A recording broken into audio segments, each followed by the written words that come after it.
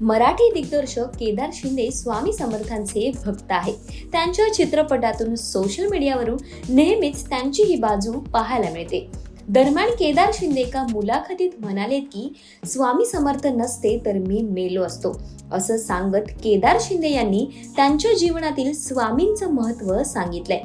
अपघाताने मी त्यांच्यापर्यंत पोहोचलो आणि त्यांनी मला जवळ करून घेतलं, असंही ते म्हणालेत. एका पॉडकास्टमध्ये सहभागी झालेल्या केदार शिंदे यांना स्वामींचं तुमच्या आयुष्यात काय स्थान आहे असा प्रश्न विचारण्यात आला.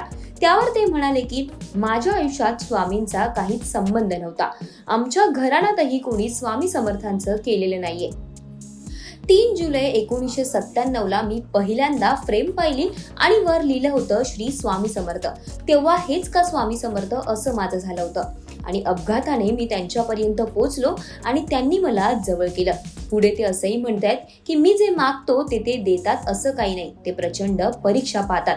रसातळाला पोहोचताना तुला ते हात देतात, पण हात देताना जी शक्ती लावायची असते ती आपल्यालाच लावायची असते, असा अनुभव मराठी दिग्दर्शक केदार शिंदे यांनी मुलाखतीत सांगितलाय.